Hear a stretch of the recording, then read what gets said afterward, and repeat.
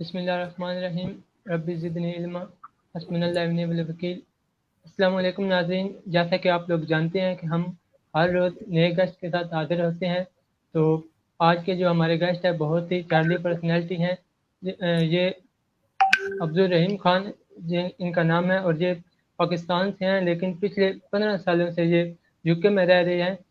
یہ soft where engineer ہیں، اور ہم انہی کی زبانی ان کا تعارف جو ہے وہ سنتے ہیں۔ تو السلام علیکم عبدال۔ وعلیکم السلام احمد صاحب، بہت بہت شکریہ، آپ نے مجھے اپنے پروگرام میں مدعو کیا اور میری عزت افزائی کی۔ جی، جیسے آپ نے بتایا کہ میرا نام عبدالرحیم خان ہے اور میں پاکستان سے ہوں، کوئٹہ بلوچستان سے ہوں، اور پچھلے 15 سالوں سے یہاں یو کے میں رہائش پذیر ہوں۔ جی بہت شکریہ، آپ کا بھی بہت شکریہ کہ آپ نے ہمارا جو انویٹیشن ہم نے آپ کو بھیجا، آپ نے ایکسیپٹ کیا، تو اس کے لیے ہم آپ کا ایک بار پھر شکریہ ادا کرتے ہیں۔ تو ہمیں مطلب کہ اپنے ہمارے جو دیکھنے والے ہیں ان کو اپنا چھوٹا سا انٹروڈکشن کروا دیں کہ آپ جو ہے اپنے تعلیم کہاں سے حاصل کی، اس کے علاوہ آپ اپنا جو ہے مطلب کہ لائف کے بارے میں آپ بتا دیں تھوڑا سا۔ جی ضرور، جی ضرور۔ میری کہانی ایک ایسے نوجوان کی کہانی ہے جو کہ ایک بہت ہی بڑی فیملی سے تعلق رکھتا ہے، اور اس کا نمبر فیملی میں تیسرا ہے، جو جس کے خواب ہیں، جس کی جستجو ہے بچپن سے لے کر ابھی تک اور آگے بھی۔ تو ابتدائی تعلیم میں نے بلوچستان میں حاصل کی، ایک لوکل سکول تھا ناز درسجہ، جس سے بہت سارے اچھے لوگ فارغ ہوئے ہیں اور بہت سارے اعلیٰ عہدوں پہ کام کر رہے ہیں اس ٹائم، اور ابھی بھی اس سکول کا وجود ہے۔ تو وہاں سے مڈل پاس کیا، پھر تامرنو سکول سے میٹرک کیا، اور پھر تامرنو کالج، وہاں سے ایف ایس سی کی، جس میں الحمدللہ پورے بلوچستان میں فرسٹ پوزیشن حاصل کی، اور پھر تعلیم کے سلسلے کو جاری رکھتے ہوئے اعلیٰ تعلیم کے لیے کراچی کا رخ کیا۔ وہاں پر سر سید یونیورسٹی سے 4 سال کمپیوٹر انجینئرنگ کی ڈگری حاصل کی، اور کچھ عرصے وہاں پر جاب شروع کی۔ پھر کچھ عرصے واپس آ گئے بلوچستان میں اپنی یہ لوکل لوگوں کی خدمت کے لیے، اور وہاں پر کچھ خدمات انجام دیں۔ تو یہ تو ایک مختصر سا میری زندگی کے تعلیم کا ایک سفر ہے جو میں نے آپ سے عرض کیا۔ جی بہت شکریہ، آپ نے ہمیں اپنی زندگی کے بارے میں بتایا۔ تو میں یہ جاننا چاہتا ہوں کہ آپ جب میٹرک میں تھے تو آپ کس طرح کے تھے، اور آپ میں چینجنگ کیا آئی؟ جب میں میٹرک میں تھا اس وقت ایک محنتی اسٹوڈنٹ، جس کی ایک کوشش تھی، ایک جستجو تھی کہ میٹرک میں اچھے نمبر لینے، کیونکہ پاکستان میں تو آپ کو پتہ ہے کہ اگر آپ کے اچھے نمبر میٹرک میں نہیں آتے تو آپ کو آگے کالج میں، اچھے کالج میں داخلہ ملنا جی مشکل ہوتا ہے۔ تو اور میری خوش قسمتی یہ تھی کہ اس دوران میں ہمارے وہاں ایک ٹیچر آیا جس کا تعلق کمپیوٹر سے تھا۔ تو وہ جیسے ہی وہ آیا اور انہوں نے فرسٹ ٹائم ہمیں کمپیوٹر کے بارے میں بتایا، تو مجھے کمپیوٹر کے بارے میں بہت جستجو پیدا ہوئی کہ یہ کیا ٹیکنالوجی ہے، کیا ہے، اور میں نے یہ تہیہ کر لیا کہ میں اس کو ہر طریقے سے سیکھوں گا۔ اور الحمدللہ اس وقت بلوچستان میں جیسے ہی میں اس سے میری واقفیت کمپیوٹر سے ہوئی، تو میں نے کمپیوٹر کے بارے میں جاننا شروع کیا، کمپیوٹر کے سرٹیفیکیشن کیے، اور الحمدللہ وہ ان چند خوش نصیبوں میں سے ہوں بلوچستان میں جن کے پاس کمپیوٹر کی تمام ہسٹری ہے، جب اس وقت ڈسک آپریٹنگ سسٹم ہوتا تھا، ونڈوز بھی نہیں ہوتا تھا۔ تو لیکن ایک بہت خوش نصیبی کی بات یہ ہے میری زندگی میں کہ میٹرک میں بہت اچھے اساتذہ ملے، اور انہوں نے بڑی اچھی تربیت کی، ہر حوالے سے، دینی حوالے سے بھی، اخلاقی حوالے سے بھی، دنیائی حوالے سے بھی، اور وقتاً فوقتاً انہوں نے ہماری رہنمائی کی۔ تو اس وقت سے لے کر اب تک تو بہت ساری چینجز آئی ہیں۔ لازمی بات ہے جب انسان کی زندگی میں لوگ آتے ہیں، کتابیں آتی ہیں، تجربات آتے ہیں، تو فکر اور ویژن میں کافی تبدیلی آتی ہے۔ جی سر، میں یہ جاننا چاہتا ہوں کہ آپ جب میٹرک میں تھے، بچپن میں تھے، تو آپ کس طرح تھے؟ معصوم تھے، شرارتی تھے؟ جب اس کے علاوہ مطلب کہ جب آپ اب بڑے ہوئے تو آپ میں چینجنگ کیا آئی؟ الحمدللہ بچپن ہی سے میں ایک سنجیدہ نوجوان تھا، اور شرارتیں کرنا میری طبیعت میں نہیں تھی، بلکہ جو دوسرے شرارت کرتے تھے ان کو بھی منع کر دیتے، اور اکثر و بیشتر کلاس کے اندر میں مانیٹر ہوا کرتا تھا، اور جو لوگ شرارت کیا کرتے تھے ان کو مختلف طریقے سے سمجھاتا تھا، بجاتا تھا۔ جی بہت شکریہ، آپ نے ہمیں اپنے لائف جرنی کے بارے میں بتایا کہ آپ نے میٹرک میں کیسے تھے اور اس کے علاوہ آپ نے کیا کیا کیا۔ تو سر اس کے بعد آپ نے جب آپ نے جو ہے یو کے کا سفر آپ کا کیسے شروع ہوا؟ آپ نے اپنے جو انٹروڈکشن میں لکھا کہ جو پچھلے 15 سال سے آپ یو کے میں رہ رہے ہیں، تو آپ جی یو کے کیسے گئے؟ اور مطلب جی اس کے بارے میں ہمیں تھوڑی ڈیٹیل سے بتائیں۔ جی ضرور۔ جی تقریباً سن 2000 میں، مطلب اس دوران میں، اس ٹائم میں Balochistan university of engineering and I T management sciences, ایک بہت بڑی یونیورسٹی ہے بلوچستان میں، اس میں ایز اے لیکچرر کام کر رہا تھا، اور اس دوران میں نے اپنا اپلیکیشن یہاں اسکاٹ لینڈ یو کے میں ایڈنبرا نیپیئر یونیورسٹی کے اندر جمع کرایا، اور اس سے ریلیٹڈ جو ریکوائرمنٹس تھی اس کو پورا کرنے کی کوشش کی، جو انگلش لینگویج کی ریکوائرمنٹ ہوتی ہے اور جو ڈگری کی ریکوائرمنٹ ہوتی ہے۔ تو جب میں نے کمپیوٹر انجینئرنگ کی تو مجھے یہ مزید خواہش تھی کہ میں ہارڈ ویئر کے اندر بھی کام کروں، کیونکہ کمپیوٹر انجینئرنگ جو میں نے کی تو اس میں زیادہ تر سافٹ ویئر تھا، ہارڈ ویئر بھی تھا لیکن ایسا کمبینیشن نہیں تھا۔ تو میں نے ایک ایسی ڈگری کا انتخاب کیا یہاں پر، میکاٹرونکس، تو اور یہ ایک ڈگری واحد یہاں پر ہی تھی اس ٹائم۔ تو جب میرا اپلیکیشن سکسیسفل ہوا تو پھر میں نے اس کے لیے جو ہے نا اسباب اکٹھے کیے جو اس کی ریکوائرمنٹ ہوتی ہے، اور وہ تمام فلفل کرنے کے بعد جو ہے نا میں یہاں اسکاٹ لینڈ آیا، تقریباً اکتوبر 2000 کے اندر، 2005 کے اندر، سوری۔ جی بہت شکریہ۔ آپ نے اپنے جو انٹرویو میں مطلب آئی ٹی کا آپ نے بتایا کہ اس میں آپ سافٹ ویئر انجینئرنگ میں آئی ٹی کا مطلب کر رہے ہیں، تو اس کے بارے میں ہمیں جو نئے ہیں، جو اسٹوڈنٹ آنے والے ہیں، ان کے لیے آپ کیا پیغام دیں گے؟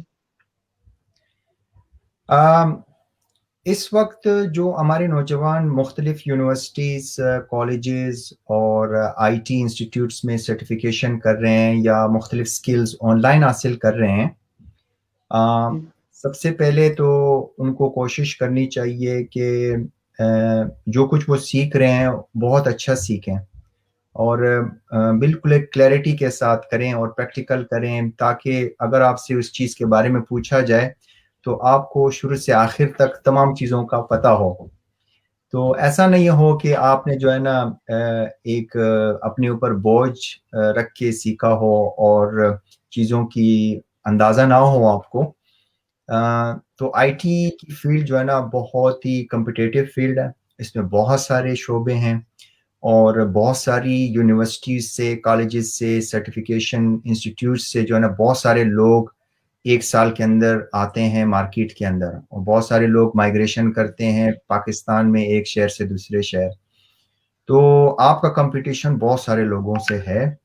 تو آپ جس بھی ملک کے جس کونے میں بھی رہتے ہیں، سب سے پہلے آپ یہ ٹارگٹ کریں کہ آپ نے کس فیلڈ کے اندر جانا ہے اور کون سی جاب لینی ہے،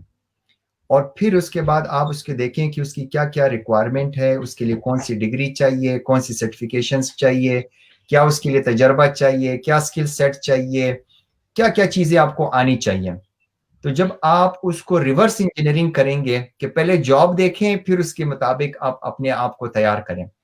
پھر وہ آپ تمام اسباب اکٹھا کرنا شروع کریں جو آپ کو وہ جاب دلانے میں مدد فراہم کرتا ہے. جی بہت شکریہ سر، آپ نے ہمیں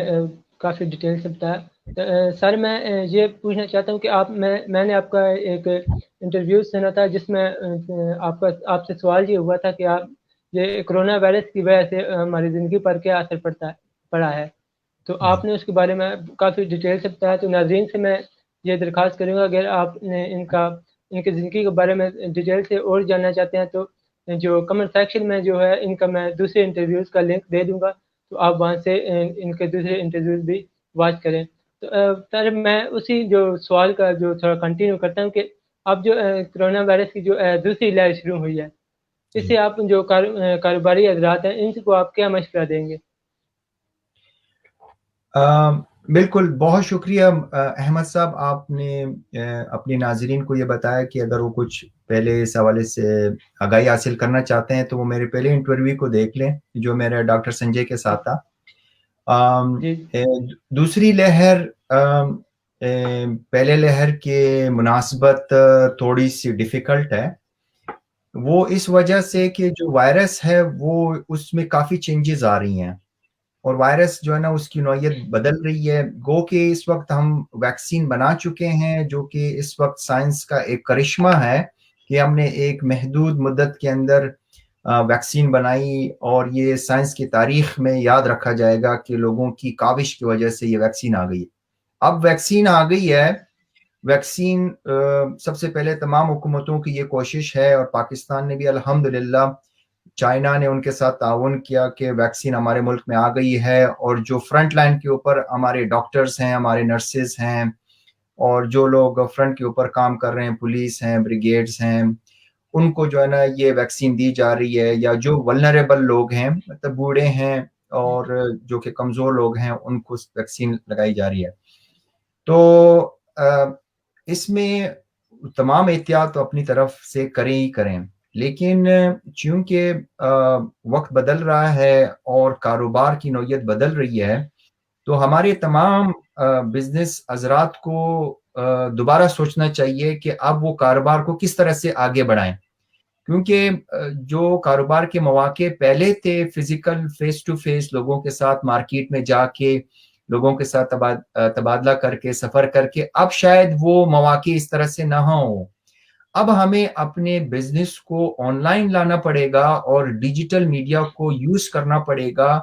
اور اپنے کاروبار کے حوالے سے لوگوں کو آگاہی دینی پڑے گی اور اپنی انویسٹمنٹ ان نوجوانوں کے اندر، ان کمپنیز کے اندر، ان بزنسز کے اندر کرنا پڑے گا جو کہ ہمیں آنے والے عرصے میں جو ہے نا اچھا ریونیو دے سکیں. تو سب سے پہلے ہمیں بیٹھ کے تمام بزنس مین جو ہیں ان کو سوچنا پڑے گا کہ آیا میرا جو موجودہ بزنس ہے آیا یہ آگے چل سکے گا یا نہیں چل سکے گا. اگر نہیں چل سکتا ہے تو اب میرے پاس کیا مواقع ہیں لوکلی اور انٹرنیشنلی کہ میں اپنے بزنس کو جو ہے نا دوبارہ چینج کروں اور ان چیزوں کے اندر انویسٹ کروں جو کہ میری بزنس کی ضروریات کو پورا کر سکتے ہیں. تو یہ ایک مختصر سا ایک جائزہ فی الوقت میں آپ کے ساتھ شیئر کر رہا ہوں اور ہم مزید اگر اس کو مختلف اینگل سے اس کو دیکھ سکتے ہیں. جی بہت شکریہ، آپ نے ہمیں اس کے بارے میں تھوڑی ڈیٹیل سے بتایا، تو آپ کا بہت شکریہ. تو میرا جو آپ سے یہ سوال ہے کہ پاکستان کے نوجوانوں کے مستقبل کے نظریہ کے بارے میں آپ کی کیا رائے ہے؟ الحمدللہ پاکستان ایک ایسا ملک ہے جو کہ ذہین اور فطین اور قابل لوگوں سے کم نہیں ہے، اور اس وقت ماشاءاللہ پوری دنیا کے اندر ہمارے بہت ہی قابل حضرات جو ہے نا خدمات سر انجام دے رہے ہیں اور انہوں نے مختلف کارنامے کیے ہیں. تو اس وقت الحمدللہ یہ بھی پاکستان کی خوش نصیبی ہے کہ ہمارے ملک کے اندر نوجوان کی جو پاپولیشن، جو آبادی ہے وہ کافی اچھی ہے اور الحمدللہ یہ نوجوان مختلف شعبوں کے اندر کام کر رہے ہیں. تو سب سے پہلے تو ہمیں یہ دیکھنا چاہیے کہ آپ جس گھرانے سے تعلق رکھتے ہیں اور جس خطے کے اندر آپ ہیں پاکستان میں، آپ یہ دیکھیں بحیثیت نوجوان آپ اپنی زندگی کو کیسے بدل سکتے ہیں آپ سے جو منسلک لوگ ہیں ان کی زندگیاں آپ کیسے بدل سکتے ہیں، اور اپنے محدود وسائل یا جو بھی وسائل آپ کو مہیا ہیں، علم کی شکل میں، پیسے کی شکل میں، وقت کی شکل میں، کتاب کی شکل میں، اچھے اساتذہ کی شکل میں، جس بھی شکل میں آپ کو یہ وسائل موجود ہوں، آپ اس کو بروئے کار لائیں اور یہ کوشش کریں کہ آپ نے ایک کامیاب نوجوان کے طور پر معاشرے کے اندر آنا ہے، نہ صرف اپنے خاندان کی خدمت کرنی ہے بلکہ اپنے معاشرے کی، اپنے ملک کی استحکام اور مضبوطی کے لیے کام کرنا ہے، اور آپ نے ہر اس شعبے کے اندر اپنا لوہا منوانا ہے جس فیلڈ کے اندر آپ کام کرنا چاہتے ہیں اور جس میں آپ کی دلچسپی ہے۔ تو یہ تو ایک مختصر سا جو ہے نا میں نوجوانوں کو یہ پیغام دینا چاہتا ہوں، اور یہ ان کا مطلب نظریہ ہو، یہ ان کی جستجو ہو، یہ ان کی لگن ہو۔ جی بہت شکریہ سر، آپ نے ہمیں اس کے بارے میں بتایا کہ جو اس وقت جو ہے بچے جو سوری کاروباری حضرات کے لیے آپ نے انہیں بتایا، تو میں سر آپ سے یہ کہنا چاہتا ہوں کہ جو آپ آئی ٹی کا مطلب کر رہے ہیں، آپ کہہ رہے ہیں کہ میں آئی ٹی اگر کوئی کرنا چاہیے تو اس کے لیے مطلب کہ کیا، مطلب کہ ابھی جو میٹرک میں ہے اگر ان کو کوئی، آپ کیا کہیں گے کہ آپ کریں اس طرف اس فیلڈ میں آنے کے لیے؟ وہ نوجوان جو کہ آپ نے جیسے کہا میٹرک میں ہیں یا ایف ایس سی میں ہیں یا تعلیم کے مختلف دور کے اندر ہیں، ان کو سب سے پہلے دیکھیں پاکستان میں جو سب سے اس ٹائم اہم ضرورت ہے نا وہ روزگار کا اصول ہے، اور کورونا کی وجہ سے اور ٹیکنالوجی کی وجہ سے اور آئی ٹی کی وجہ سے چیزیں اتنی جلدی بدل رہی ہیں کہ اس چیلنجز کا سامنا کرنے کے لیے ہم نوجوانوں کو بھی ویسے ہی تبدیلی چاہیے۔ یہ تبدیلی تعلیم کے ہر سطح کے اوپر آنی چاہیے، ان تمام انسٹیٹیوٹ، ان تمام کالجز، ان تمام یونیورسٹیز، ان تمام سکولوں کو بالکل بنیاد سے جو ہے نا آئی ٹی کو پڑھانا چاہیے، آئی ٹی کو سمجھانا چاہیے۔ حکومت کی سطح پر بھی جو ہے نا ایک نیشنل وائڈ ایک کمپین اویئرنیس ہو کہ لوگوں کو ڈیجیٹل لٹریسی کے بارے میں بتائیں، لوگوں کو آئی ٹی کے بارے میں بتائیں، آئی ٹی سے ریلیٹڈ ایک کمپلسری سبجیکٹ ہو جو ہر کوئی پڑھے، چاہے وہ ڈاکٹری کی فیلڈ میں جانا چاہتا ہے، وکالت کے شعبے میں جانا چاہتا ہے، اکاؤنٹنسی کی فیلڈ میں جانا چاہتا ہے، کسی بھی شعبے میں جانا چاہتا ہے، وہ ڈیجیٹل لٹریسی پڑھے۔ جو اس وقت میٹرک میں ہیں یا ایف ایس سی میں ہیں، سب سے پہلے تو ان کو یہ ٹارگٹ کرنا ہے کہ یہ آگے میں نے کون سی آئی ٹی کی فیلڈ میں جانا ہے۔ جب وہ آئیڈینٹیفائی کر لیں گے، پھر ان سے ریلیٹڈ آپ جاب سرچ کر لیں۔ اگر آپ پاکستان میں کرنا چاہتے ہیں تو بہت ساری جاب کی ویب سائٹ ہے، وہاں پر سرچ کریں یہ جاب مجھے کرنی ہے، اس کی دیکھیں کہ اس میں کون سی ڈگری چاہیے، کون سی سرٹیفیکیشن چاہیے، اور کون کون سے اسکل سیٹ چاہیے، کون کون سے ٹولز چاہیے جو کہ اس کو کرنے ہیں۔ جب وہ اس کو آئیڈینٹیفائی کر لیں گے تب ان کو اس چیزوں کے حصول میں بڑی آسانی ہوگی۔ آپ کو اس ٹائم پتا ہے کہ انٹرنیٹ کے اوپر بہت سارے کورسز فری ہیں، بہت سارے بکس فری ہیں، بہت سارے ایسے مخیر حضرات ہیں جو کہ اپنا علم بالکل فری آف کاسٹ لوگوں کو دے رہے ہیں۔ تو ان تمام کورسز کو آئیڈینٹیفائی کریں، اپنا وقت متعین کریں، ان کو سیکھنے کی کوشش کریں۔ تو اس طرح سے ان کا وقت بھی قیمتی ہوگا، اور وہ جو فیوچر کے جو چیلنجز ہیں ان سے بھی نبرد آزما ہو سکتے ہیں، اور انشاءاللہ ان کو روزگار میں بھی آسانی ہوگی، اور انشاءاللہ وہ ایک کامیاب زندگی کا آغاز کر سکتے ہیں۔ سر بہت شکریہ، آپ نے ہمیں بتایا کہ جو ابھی میٹرک یا ایف اے کر رہے ہیں وہ آگے کاروبار کے حوالے سے کیسے سرچنگ کریں اور کاروبار کو کیسے جو ہے دیکھیں کہ ہم نے کون سا کاروبار کرنا ہے۔ سر آپ نے پاکستان سے جو یو ایس اے کا جو سفر ہے اس میں آپ کو مشکلات کیا کیا آئیں، آپ اس کے بارے میں ہمیں تھوڑا ڈیٹیل سے بتائیں۔ آپ نے جی کیسے مطلب کہ یو ایس اے میں جانے کا مطلب آپ نے اسٹارٹنگ سے ہمیں بتایا تھوڑا۔ جی احمد صاحب، یو کے کا جو سفر ہے، یو ایس کا نہیں، یو کے کا جو سفر ہے اس میں بالکل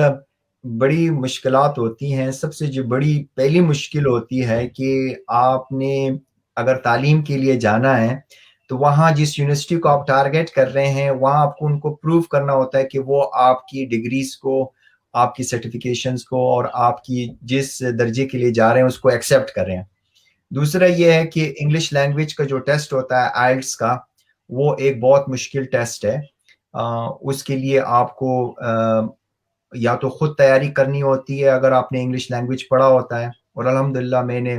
لیول ایڈوانس کیا ہوا تھا انگلش لینگویج کا، تو مجھے انگلش میں اتنی دشواری نہیں تھی. لیکن وہ ایک ٹیسٹ بذات خود ایک مشکل ٹیسٹ ہے، اس میں ایک بینڈ لانا پڑتا ہے. وہ ایک مشکل مرحلہ تھا، لیکن الحمدللہ وہ میں نے پہلے اٹمپٹ میں اچھے بینڈ لیا ہے جو کہ اس یونیورسٹی کی ریکوائرمنٹ تھی. دوسرا جو بڑا مسئلہ ہوتا ہے وہ فائنانس کا مسئلہ ہوتا ہے. تو چونکہ میں ماسٹر ڈگری کے لیے جا رہا تھا تو وہ میرا بڑا اچھا فیصلہ تھا کہ میں انڈر گریجویٹ کے لیے نہیں گیا یو کے، کیونکہ انڈر گریجویٹ میں ایک سال کے لیے آپ کو تقریباً 15 سے 20 ہزار پاؤنڈ ایک سال کے دینے پڑتے ہیں. تو 4 سال تو آپ کے 80 ہزار پاؤنڈ تو صرف ایسے ہی چلے جاتے ہیں.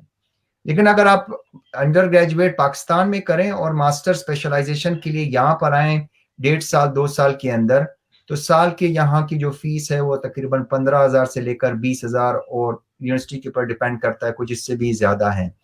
تو فائنانس کا بڑا مسئلہ تھا. لیکن الحمدللہ جس دوران میں آیا 2005 میں، اس وقت اتنی مشکلات نہیں تھی اور یونیورسٹیز اتنے فیسز اپ فرنٹ نہیں لے رہے تھے. تو مختلف اس حوالے سے جو ہے نا شروع جو بنیادی اسباب تھے وہ میں نے اکٹھے کیے، اور اس کے بعد مجھے جو سب سے مشکلات ہوئیں وہ یہ تھی کہ میں نے اپنی فیس بھی جمع کرنی ہے اور اپنی جو لیونگز ہیں یہاں یو کے میں اس کے لیے بھی اسباب اکٹھا کرنے تھے. تو الحمدللہ مجھے چونکہ سافٹ ویئر انجینئرنگ کا تجربہ پاکستان سے ہی تھا تو مجھے اچھی جاب ملی آفٹر 1 اور 2 منتھ. اور لیکن وہ محنت بہت زیادہ تھی، اپنے وقت کو مینیج کرنا، ماسٹر کی کورسز بھی کرنا اور ساتھ ساتھ جاب بھی کرنا اور کمانا بھی اور کھانا پکانا بھی اور سب کچھ. یہ کچھ بہت مشکلات تھے جو کہ زندگی میں وہاں پر آئے. جی سر، بہت شکریہ. آپ نے ہمیں جو ہے یو کے میں آپ نے جو مشکلات کا سامنا کیا، اور آپ نے یہ بتایا کہ اگر کوئی مطلب کہ جانا چاہے تو وہ جو سب سے پہلے آپ اس کو انگلش کا جو ہے ٹیسٹ وہ ہونا چاہیے اس کا، تو وہ جا سکتا ہے. تو سر ہمارے جو دیکھنے والے ہیں ان کے لیے آپ ایک پیارا سا پیغام دے دیں. جی، میرا اپنے ملک کے نوجوانوں کے لیے اور اپنے ملک و قوم کے لیے جو سب سے بڑا پیغام یہ ہے کہ دنیا بدل رہی ہے، اور دنیا کا جو ڈائنامکس ہے اور جو دنیا کے اندر جو تبدیلی آ رہی ہے یہ ایک بہت تیزی سے تبدیلی آ رہی ہے. تو ہمیں ہر سطح کے اوپر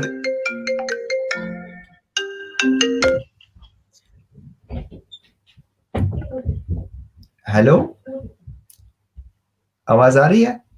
جی آ رہی ہے بات. جی معذرت. تو میں یہ کہہ رہا تھا کہ جس تیزی سے تبدیلی آ رہی ہے تو اس نقطۂ نظر سے ہمیں ہر سطح کے اوپر تبدیلی لانی چاہیے. سب سے بڑی جو تبدیلی ہمیں اپنے ملک کے اندر لانی چاہیے کہ ہم نے ٹیکنالوجی کو اڈاپٹ کرنا ہے، اور اپنے جو کورسز ہیں اور اپنے جو ایجوکیشن سسٹم ہے اس کو وقت کے ساتھ جو ہے نا اس کو اندر چینجز لانی ہیں. اور دوسرا جو سب سے بڑی چینجز ہم نے یہ کرنی ہے کہ ہمیں تمام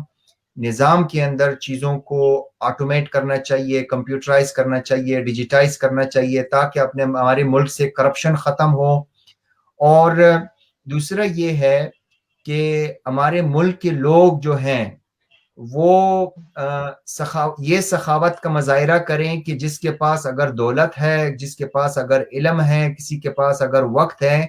تو اپنے اطراف میں دیکھے اور ایک ہاتھ کو دوسرے ہاتھ سے تام کے ساتھ چلنے کا عہد کرے، اور اجتماعی طور پر جو ہے نا من حیث القوم، جس میں کوئی تفریق نہ زبان کی ہو، نہ نسل کی ہو، نہ علاقے کی ہو، نہ کسی شہر کی ہو، کسی بھی بلا کسی تفریق جو ہے نا وہ ہاتھ میں ہاتھ تامے اور اکٹھے مل کے من حیث القوم پاکستان کی مضبوطی کے لیے، پاکستان کے استحکام کے لیے کام کریں اور اس ملک کو آگے بڑھائیں جس طرح سے بھی ہم آگے بڑھا سکتے ہیں. ہم کسی سے کم نہیں ہیں. الحمدللہ اللہ نے ہمیں بڑی صلاحیتیں اور قابلیتیں دی ہیں اور الحمدللہ ہم مسلمان ہیں. اللہ کی مدد و نصرت ہمارے ساتھ ہے. تو ہمیں مل کر کام کرنا ہے اور بلا تفریق کام کرنا ہے اور ایک دوسرے کے ساتھ نفرتیں اور دشمنیاں اور حسد اور بغض اور عناد ہر چیز سے جو ہے نا ہٹ کے ہمیں جو ہے نا ایک اخوت اور بھائی چارے اور محبت اور ایک دوسرے کے ساتھ ایثار کے ساتھ جو ہے نا کام کرنا ہے. اگر ہماری یہ سوچ اور ہماری یہ فکر ہوگی تو ہر سطح پہ اگر ہم اس طرح کی سوچ اور فکر رکھیں گے تو انشاءاللہ پاکستان کی ترقی کو ہم اپنی نگاہوں سے دیکھیں گے اور بہت جلد دیکھیں گے اور انشاءاللہ یہ ملک بہت ترقی کرے گا اور پاکستان بہت ترقی کرے گا. یہ ایک گو کہ مختصر نہیں تھا لیکن میں نے کوشش کی کہ ایک جامع الفاظ اپنے خیالات کا اظہار کروں. سر بہت اچھا آپ نے پیغام دیا. سر میں آپ سے ایک اور مطلب آپ ہمارے جو آج کل کے نوجوان ہیں جو کہ دوسرے ملکوں میں جانے کے لیے ڈنکیز لگاتے ہیں، جو بھاگ کر جاتے ہیں تو اپنی جانیں گوا دیتے ہیں، ان کے لیے آپ کیا پیغام دیں گے؟ نہیں بالکل یہ ایک بہت المیہ ہے اور یہ جو نوجوان دوسرے طریقے سے جو ہے نا بار مالک جانے کی کوشش کرتے ہیں وہ اپنی زندگی داؤ پہ لگا کے جانے کی کوشش کرتے ہیں. تو مجھے پتہ ہے ہمارے ملک کے اندر غربت ہے اور ہمارے خاندانوں کے اندر جو ہے نا تکلیفیں پریشانیاں ہیں، سو طرح کے حالات ہیں. لیکن میرا مشورہ یہی ہے اگر آپ اپنے ملک میں وہ محنت کر سکتے ہیں جو آپ باہر ممالک میں جا کے مثال کے طور پر وہ محنت کوشش کرتے ہیں، اگر وہی محنت آپ پاکستان میں کریں تو آپ ایک تو اپنے گھر کے قریب ہیں، اپنے خاندان کے قریب، اپنے دوستوں کے قریب ہیں اور انشاءاللہ اگر آپ وہی محنت یہاں ملک میں کرتے ہیں تو اللہ آپ کو بہت ترقی دے گا. لیکن اپنی زندگی کو داؤ پہ نہ لگائیں اور اپنی زندگی کے اندر اتنا مشکل سفر نہ کریں کہ خدا نہ خواستہ آپ کی جان چلی جائے تو پورا خاندان اس کا سوگوار ہوتا ہے اور وہ تکلیفات کا سامنا کرتا ہے. اور یہی وہ لوگ ہوتے ہیں جو کہ قربانی دے کے خاندان کی مضبوطی کے لیے کام کرتے ہیں، لیکن جب ان کی موت کی خبر، بلکہ موت کی خبر کا بھی پتہ نہیں چلتا کہ کہاں چلا گیا، کدھر چلا گیا. تو بڑے مشکلات ہیں. ریفیوجیز کیمپ کے جلا دیے جاتے ہیں، لوگ جو ہے نا ڈوب جاتے ہیں، کچھ لوگوں کو مار دیا جاتا ہے اور ابھی تو اتنی سختی ہے بارڈرز کے اوپر اور جس طرح سے دنیا کے حالات بدل رہے ہیں مختلف وجہ سے تو بہت سارے نوجوانوں کو تکلیفیں ہوتی ہیں. میری یہ دعا ہے کہ یا اللہ ہمارے پاکستان کے اندر ایسی ترقی آئے، ایسی خوشحالی آئے کہ ہمارے نوجوانوں کو باہر جانے کی ضرورت ہی نہیں پڑے اور ہمارے ملک کے اندر ایسے انویسٹمنٹ ہو، ایسے کام ہو کہ ہمارے ملک کے جو نوجوان یہیں پر آئیں بلکہ باہر ممالک کے لوگ بھی یہاں پر آئیں کہ ہم نے پاکستان جا کے جاب کرنی ہے. پاکستان میں وہاں ٹیکنالوجی کے اوپر کام ہو رہا ہے، ریسرچ اینڈ ڈیولپمنٹ ہو رہی ہے اور لوگ جو ہے نا ان کا ایک ویژن ہے اور وہ ایک قوم ہے، وہ ایک خیال رکھتے ہیں، ایک فکر رکھتے ہیں. تو میرا تو ان لوگوں کے لیے یہی پیغام ہے، بہت سوچیں اور فیصلہ آپ کے ہاتھ میں ہے. مجبوری مشکلات تو لازمی بات، اس سے کوئی انکار نہیں ہے. بہت شکریہ سر، آپ نے ہمیں جو پیغام دیے. تو ناظرین میں امید کرتا ہوں کہ جو لوگ اس بارے میں سوچ رہے تھے کہ ہم ڈنکی لگائیں گے یا پھر وہ اس طرح کے کوئی سوچ رہے تھے تو وہ اب جو ہے سر کی بات پر عمل کریں گے. تو سر آپ کا میں پھر سے ایک بار شکریہ ادا کرتا ہوں کہ آپ نے اپنے قیمتی وقت میں سے ہمارے لیے ٹائم نکالا. تو اس کے لیے میں آپ کا بہت شکریہ ادا کرتا ہوں. اور ناظرین میں آپ سے اجازت چاہتا ہوں. اللہ حافظ، دعا میں یاد رکھیے گا. اللہ حافظ. آپ جی بہت شکریہ احمد، آپ نے اپنے پروگرام میں مدعو کیا اور مجھے انٹرویو کے لیے بلایا اور بہت خوشی ہوئی آپ سے بات کر کے اور خوشی ہوئی کہ آپ اپنے پلیٹ فارم سے لوگوں کے انٹرویو کر رہے ہیں، لوگوں کو جو ہے نا معلومات دے رہے ہیں اور ان کے علم میں اضافہ کریں. اللہ تعالیٰ ہمارے پاکستان کا حامی و ناصر ہو پاکستان زندہ باد، پاکستان پائندہ باد. بہت شکریہ. اللہ حافظ. دعا میں اجازت دیجیے. اللہ حافظ. اللہ حافظ.